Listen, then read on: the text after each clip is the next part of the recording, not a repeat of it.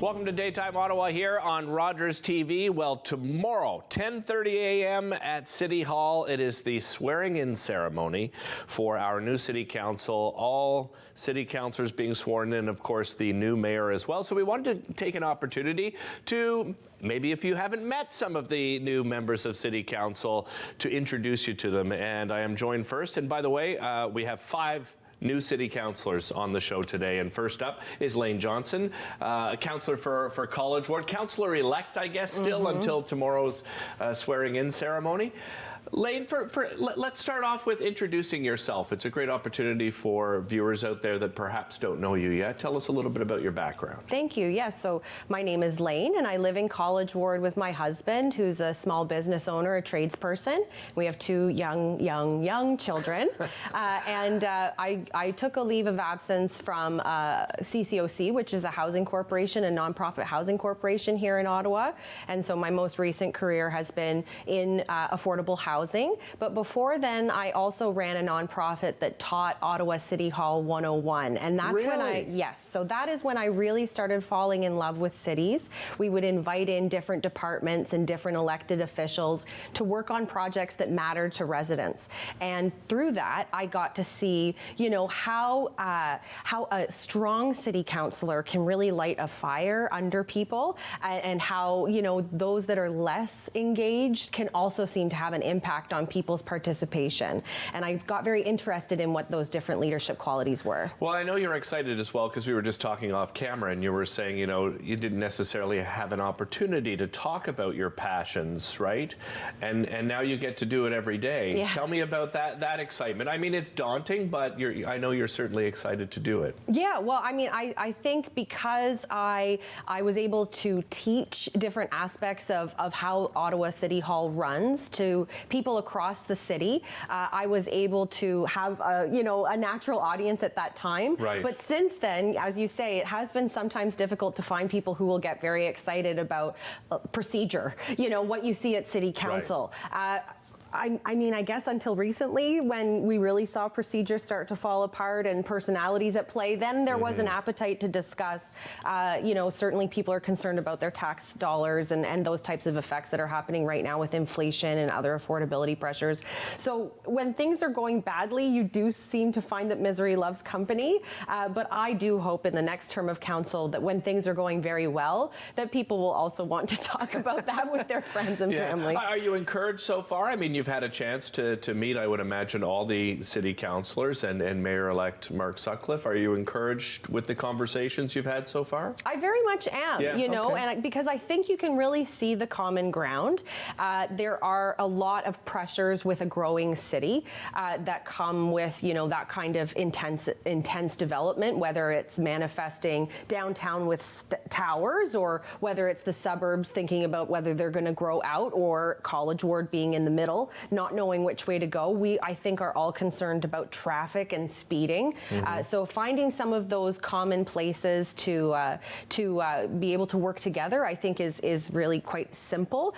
It's just, I think, a matter of being able to talk to one another about the differences of opinion in a way that's respectful and responsive, and seeking to understand instead of coming at it from a place of judgment. That's effortful. That takes a lot of work, and I think we're going to have a lot of opportunity to practice. For College Ward, what's the biggest challenge you think you face in the first few months? Well, with College Ward specifically, people have wanted a relationship with City Hall. And so to have a city councillor who is creating a regular newsletter. I mean, we're one of the few wards that hasn't had a regular newsletter. So my neighbors and me were subscribing to other councillors' newsletters. I didn't realize that. Yes, so we would have to always sort of try and find out where the information was. And people would go on Facebook, or they would go into these other channels. And it always seemed like, why does the resident have to work so hard in order to get the information they need to feel secure in where they live? Right. So creating those structures, having regular pop-up hours,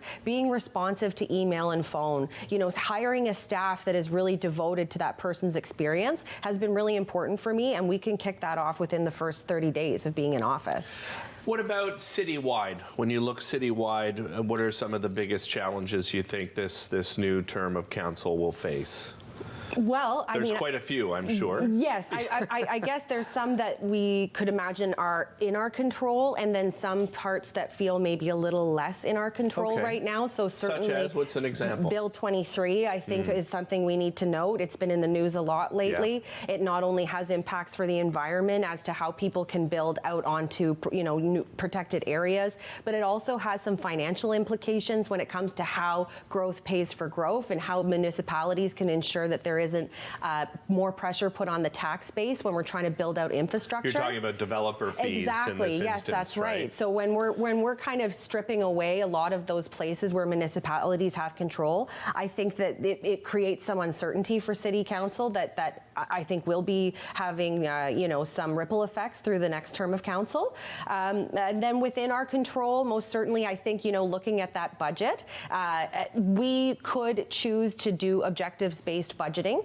We have not had a full program review at the City of Ottawa for over 10 years, which means Which is startling. Yes, it is. Don't you think? Like, well, when I just think when viewers hear that, it's a head scratcher.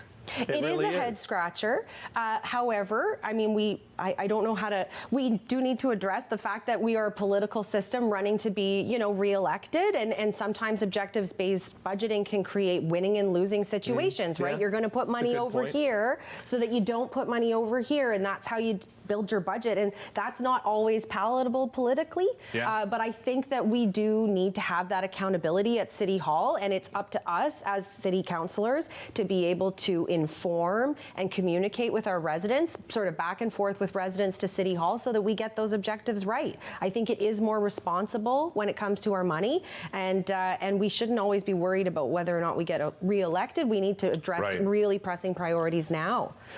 The LRT inquiry, we're going to hear from that very soon. But, beyond the LRT, we seem to have a bus system, and I don't know if you remember this, but I'm old enough to remember where this was an award-winning bus system in North America. Award-winning. Yes. And it seems to have fallen apart. What objectives, moving ahead as far as you're concerned, do we need to do to fix that bus system, outside of the LRT? I think we all realize that that's a big issue in itself, but what about the bus system?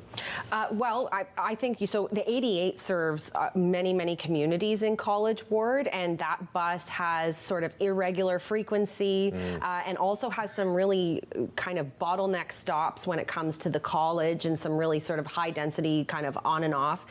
So looking at the frequency and reliability of that route, I think will go a long way. But when I was door knocking, I also heard quite a bit about, the kinds of labor supports that are within OC Transpo. So it's not only the drivers, most certainly, who have had some issues in the way that their days have been structured in order to be effective, but also those who service the fleets. Like my husband is in the trade, so I'm always kind of nosy when it comes to the sort of skilled trades. And right now, as I understand it, our mechanics within OC Transpo are trying to figure out how to make shift work, and because it's so competitive, they can find other kinds of employment elsewhere. Laine, really enjoy spending time with you here. I wish you the best of luck, and we'll have you back, I'm sure. We'll be right back after.